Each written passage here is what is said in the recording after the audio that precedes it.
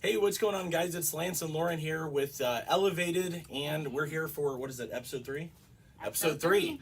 So we're excited. We're going to be chatting with you guys today a little bit about, to say, as Lauren has been saying all morning, why New Year's resolutions are trash. Yeah, that's exactly what I said. Yes. Trash. So we're going to chat with you guys. I know that everybody, this is the time of year where everybody begins setting resolutions and they're figuring out what went wrong over the last year and what they want to be different over the next year. But we want to actually chat with you guys because what we see more often than anything is that, well, statistically speaking, 95% of New Year's resolutions fail. And that's not a fake statistic. It's That actually is true. 100% real. That is, there are times that it goes up and down, and I don't know who comes up with the statistic, Yeah, but I don't either, actually. the fact is that somewhere around that statistic is very, very accurate, and there's a reason why.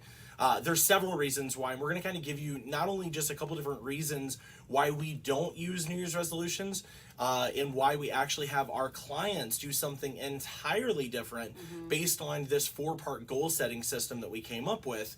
And it's going to set you free if you actually listen and apply these things. So I think it probably surprises people to hear that we don't have our clients do New Year's resolutions, because I feel like our industry is so big on that, because this time of year is such like a pivotal point, you know? Yeah, I agree. I think that the thing of it is, though, is that if I'm being 100% blunt for the sake of this show, a lot of fitness people do a lot of stupid crap because other fitness people do it. No, And I it's agree. rigid, it's ineffective, it makes no sense. Yeah. And they just keep on riding the coattails of other fitness professionals who are more successful. So Well, and as a client at one time, you know, even though you're my husband, like, I would get, well, actually, not even, you didn't make me do this, but in general, I would get anxiety about this kind of stuff at the end of the year, because I felt like it was like pressure, because everyone's doing it. Everyone's you mean pressure to actually come up with a resolution? Yeah, to come up with something, That's you fair. know, like, it was just like, oh my gosh, everybody's got these resolutions, and I better have something that's just as amazing. Like, it just felt like a lot Yeah, of pressure. I mean, I think that's, you know, I think some of that, your Enneagram type plays a little bit of a role in that, just because that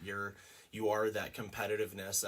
I don't feel that, but I would say that other people do, I'm sure. But I will say that is one of the things that I know a lot of people feel. Maybe this is more what you mean, just for clarity on this.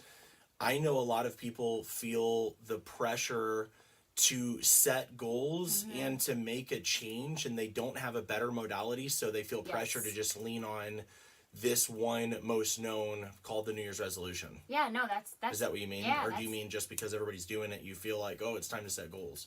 Yeah, I think that, and I think there's also, at least for me, again, I know my personality type has a lot to do with it, but I mean, I might have already been working on some goals and just not quite achieved them for that current year, and so feeling like I've got to start over. And I don't think people feel like comfortable enough to shift things forward sometimes. Like, if they didn't quite get there, I don't think they feel comfortable enough to know that it's okay to shift things forward. Like, for instance, for me this year, some things that just didn't happen in 2020 because it was a very odd year, I'm shifting forward this year. And I've encouraged a lot of our clients to do the same if they kind of got stuck and there were some things that they didn't hit, you know?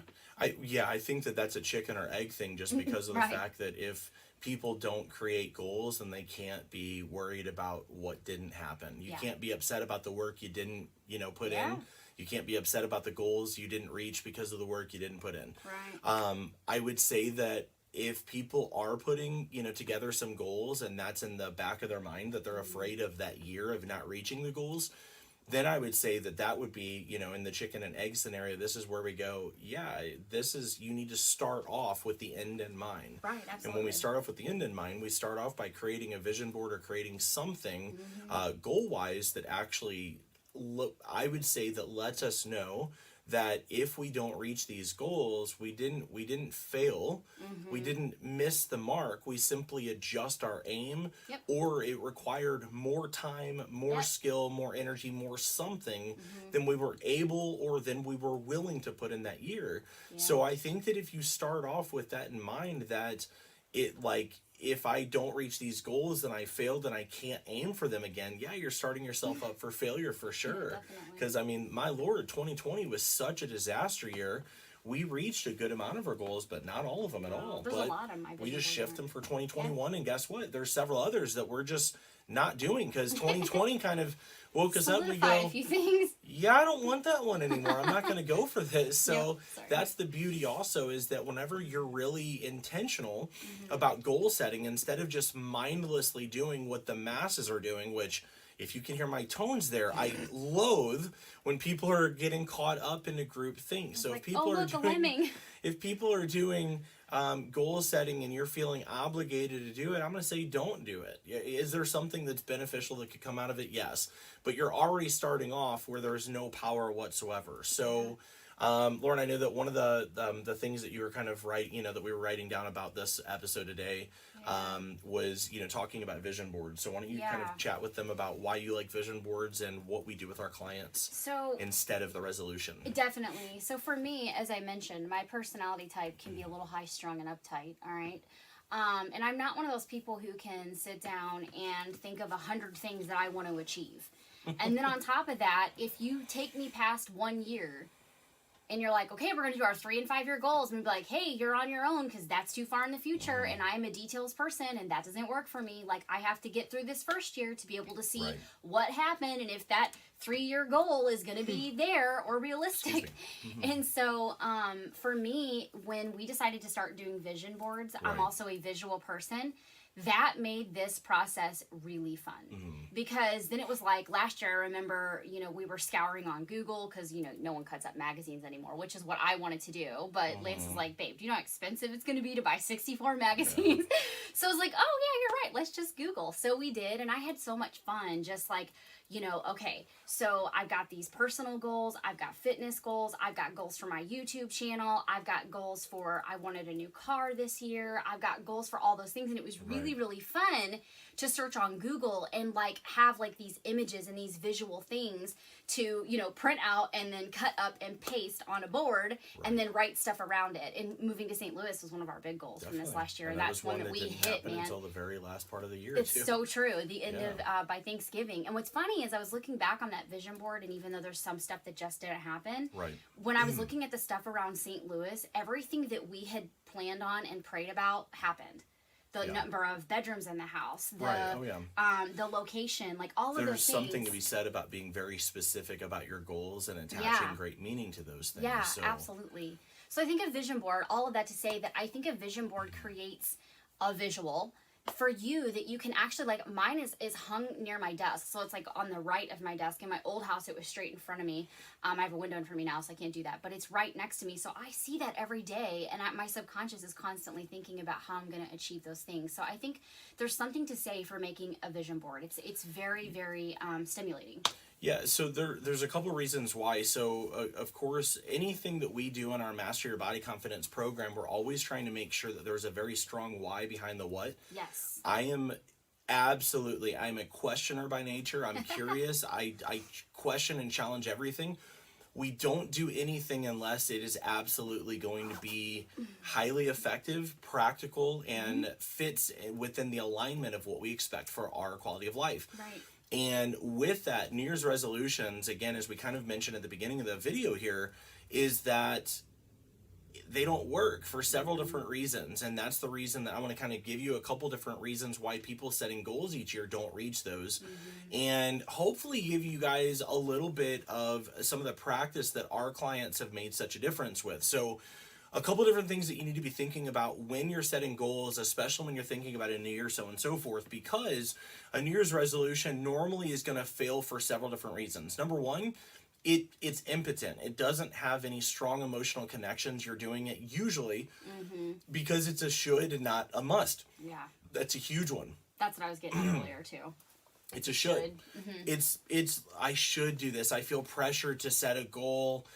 Basically, you're not inspired, you're not motivated, you're not led, you're not pushed, and you're certainly not feeling the pain that causes you to feel motivation. So we're motivated by inspiration or desperation. So if you're setting your goals and you're not desperate for a change or inspired for something better, you're already setting goals that are, I would say, a little bit closer to meaningless, just because of the fact that if you reach them or don't, it doesn't mean anything to you.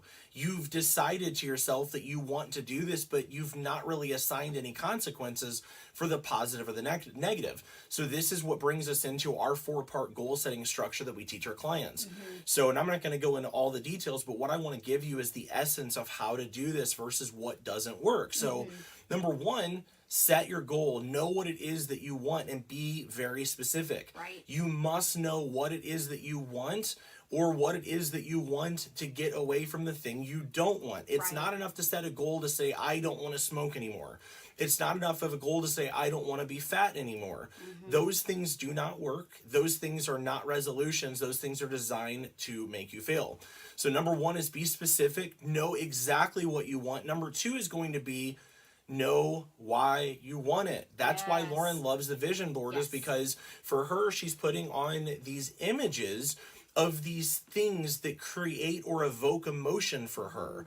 And that's what it's doing. So when she's visual, what she's stating is, I have an emotional connection to the visual things that I see. That also brings to the next part. When you set a goal, you need to be able to see the effects of it. You need to be seeing the goal and what it is that you want. You need the carrot dangling in front of you daily. And a vision board lets you do that. Does a resolution? It doesn't. It doesn't let you do that at all. So Lauren has hers next to her desk. I usually have mine next to my desk, and we see them. We look at them, we read them, we see the images, we read the blurbs about them. We want to make sure that our subconscious is focused on these things. Let me pipe in one Yeah. thing. I have a couple of things to say about that. And then, well, not a couple, but the first thing I wanted to say is that a lot of people are doing vision boards digitally now, which I think is awesome. But I really want to stress that it's so important to have something that you can see. Because unless you're going to open up your digital piece every day and look at Right. it and view it, if you're not going to do that, then take the time to create something tangible. So that's the one thing I wanted to say about that, because we do have a few clients that are doing digital I vision agree. boards. And I love, guys, I am a He's tech person. I love, the Yes. only reason I've not done a digital vision board is because I would have to make that digital vision board either my wallpaper on my screen, which is a good idea. or it works, or a screensaver. But again, am I going to just get used to it and pay attention to it less?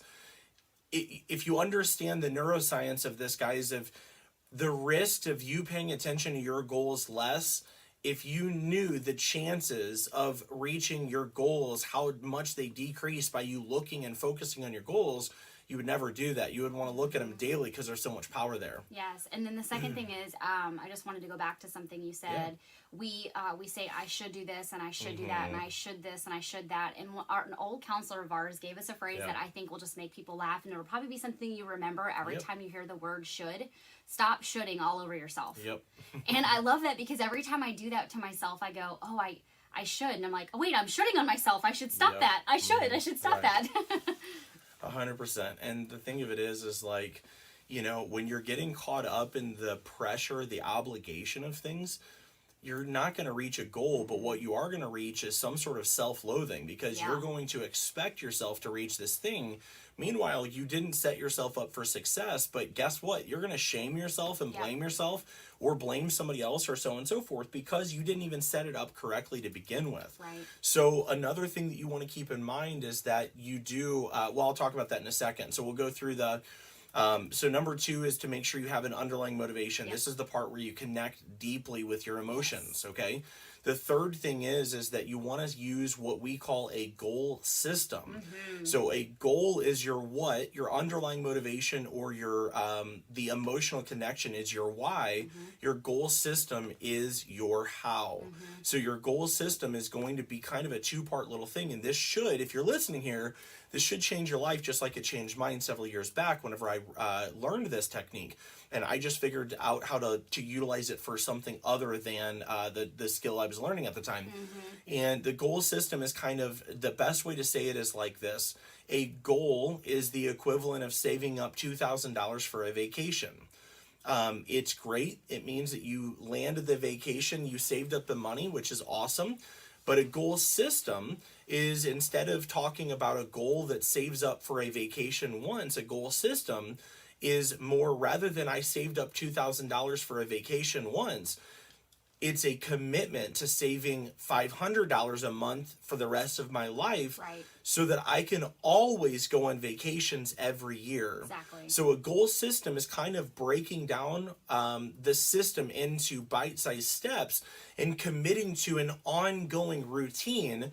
Instead of just trying to reach one goal, it's aligning oneself with habits that not only lead to that one goal they desire, but to a lifestyle that they desire and expect more so. That's good. So a boxer might train for a fight for once if he's an amateur, if he wants to get in the ring once, and that's training for a fight. Somebody who wants to look like a boxer or just defend themselves ongoing, who may not step in the ring ever, wants to train like a boxer, but they may train a little less intensely so they can do it longer, more indefinitely. This is what a goal system does. Right. When you're setting a resolution, you're setting a goal, and a very weak one at that. Whereas a goal system thinks about the goal after the goal. And that's where people mess up in fitness. They think about losing the 15 pounds, but they don't think about maintaining the loss or losing anything else or getting rid of bad habits that cause them to gain the weight to begin with. Yep.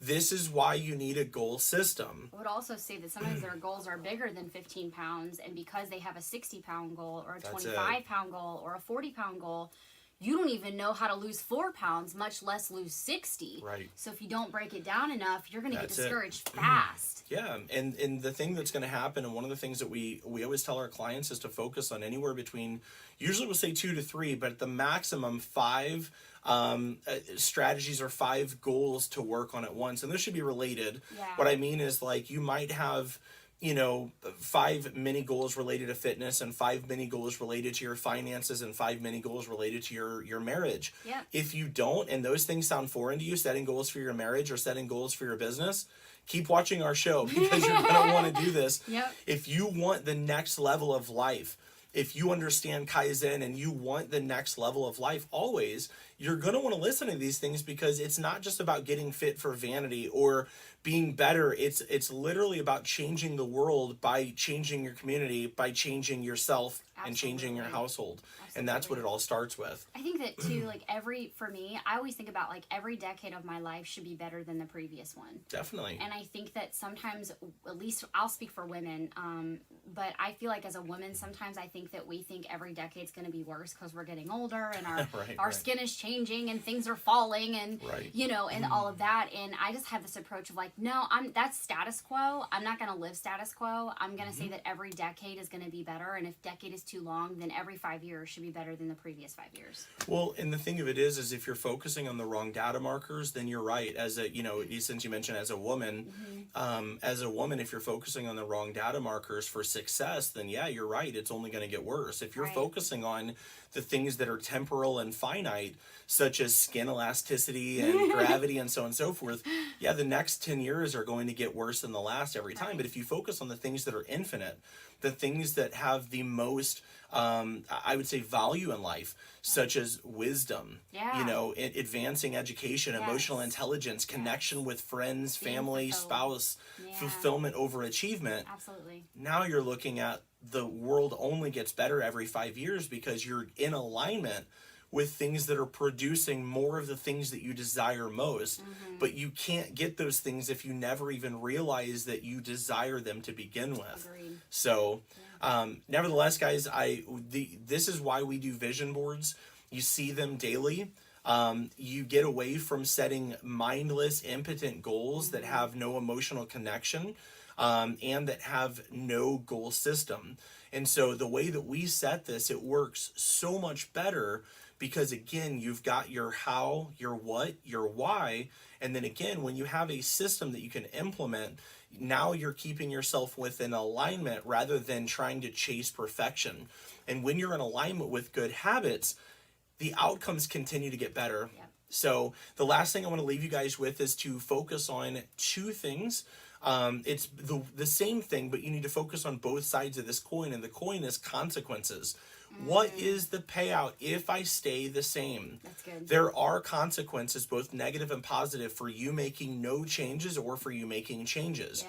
And so this is one of the parts of our goal system, is understanding when we're setting our underlying motivation is, what will my current lifestyle continue to cost me, or what will it cost me if I continue down this path? And then the second is, what is the payout if I begin setting my goal system to work out, to use Lance and Lauren's method of using the good, great, and awesome goal each week for working out? What's the payout if I do this? Basically, a lot of times people end up setting some sort of goal expecting that life will be better. Sometimes it's in extreme versions and they're let down. Sometimes they've not thought about it whatsoever, so they expect nothing. They have no visual of how life might get better, but yet they're working towards this thing because it's a goal, but they have no emotional connection to how life will get better for them.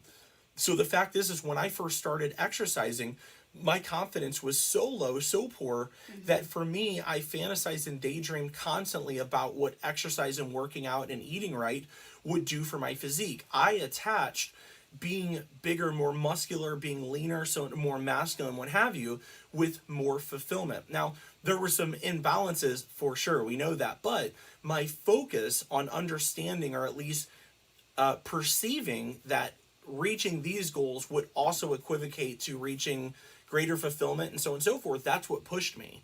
And I think that you would probably agree as well with when you started your journey, right? I would, because I remember some of the things that you taught me during that time, because the first thing that I want to say is this, guys, the work you're going to put in today is not going to show up for 90 days. So don't start putting it in expecting to see results next week. Now, am I saying you're not going to get results? No.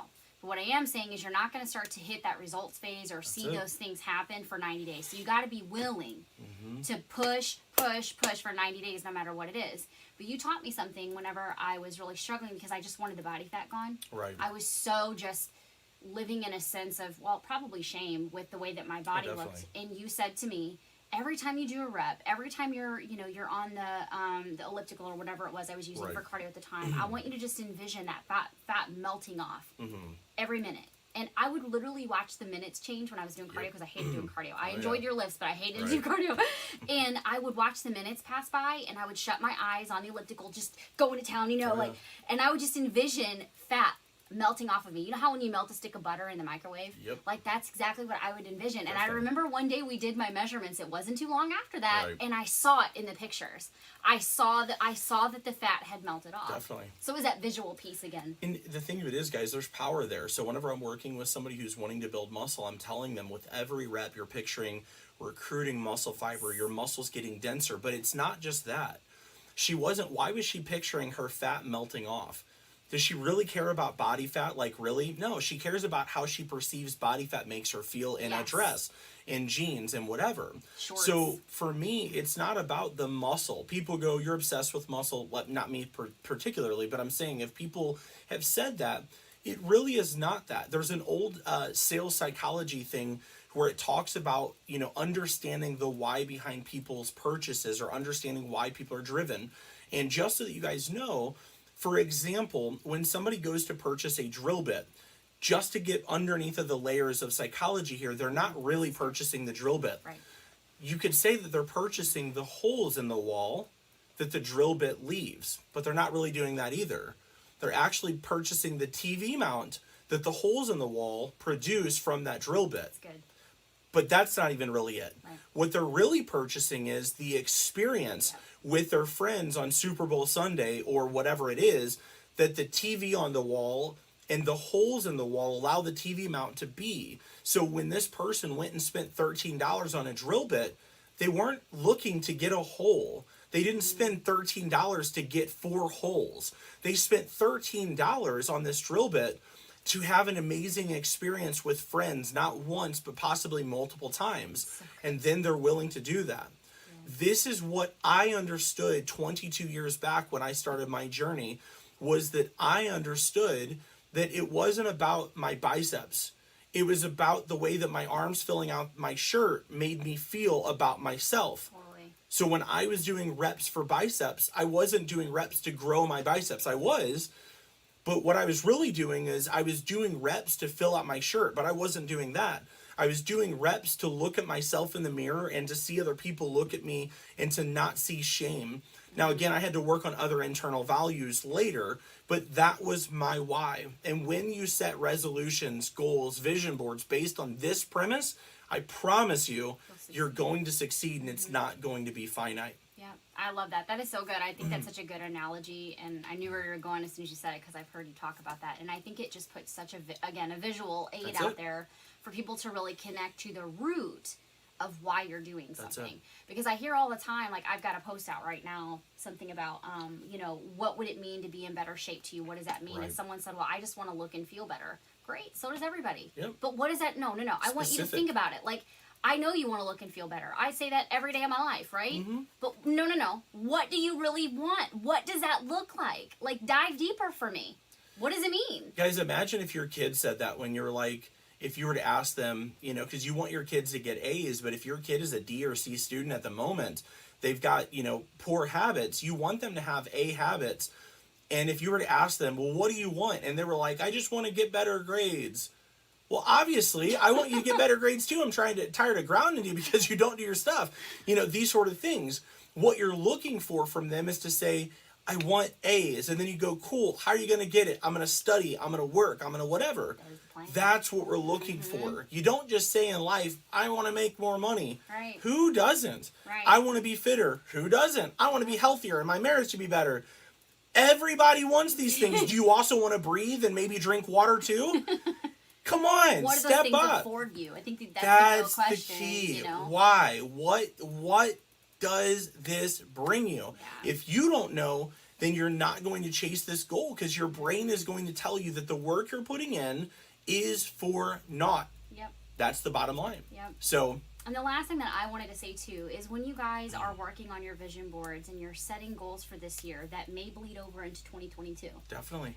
I want you to think about, piggybacking off of something Lance just talked about. I want you to think about not just one area of your life. I want you to think about what it looks like to have a better marriage. Yep. I want you to place a goal. Maybe you and your spouse need a date night every week, or every bi-weekly, or a couple times a month, whatever makes sense for your life and your schedule. But I don't want you to go, oh, I just want to do a date night with Lance twice a month. I want you to think about, what does the date night afford you with your spouse? Yeah. What does a better marriage mean?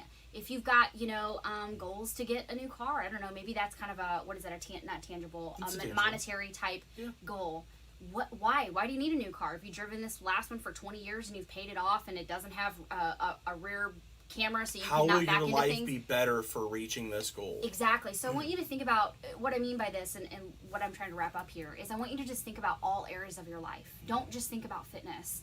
Because again, we always say fitness should amplify everything in your life, but there's other things in your life that you probably want to have better, be better at, or have more of, or whatever the case may be. And so think about those things and ponder on that. What about your relationships? Like, if you don't have a close friend, but you're dying to have a close relationship with a friend, so what does it look like for you to be a better friend this year, so that you can develop those relationships? So things like that, like, definitely, just not just like one, like, highway thinking. Guys, the point is that we want to instruct, or at least lead by example to the best of our abilities, not how to be fit, but how to be high achieving, fulfilled, passionate, fit individuals who change the world, starting with their home, their community, their state, their country.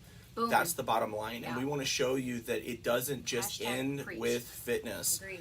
It ends and begins with the same things over and over. Your relationship, your margin, your self-care, your fitness, your relationship with God, all of these things are going to be, you could utilize the exact same principles. If I care, you should be congruent and consistent with your business, your career, your fitness, your marriage, so on and so forth. So that's 100%. The whole point. So hopefully this helps you guys.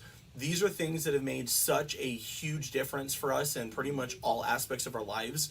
So, and again, it's not just about achievement. This year, I want you to think about achieving great things, but achieving great things while maintaining or chasing fulfillment. Absolutely. Because ultimately, again, there are so many people that achieve amazing things and they're so upset, sad, depressed while doing it, or burn out, and it's just not quality of life. So thank you guys for tuning in. So, and thanks for tolerating my voice today. Still battling some sinus stuff, but nevertheless, that is the Midwest for you. So, you guys rock. We hope you guys will catch us on episode 4.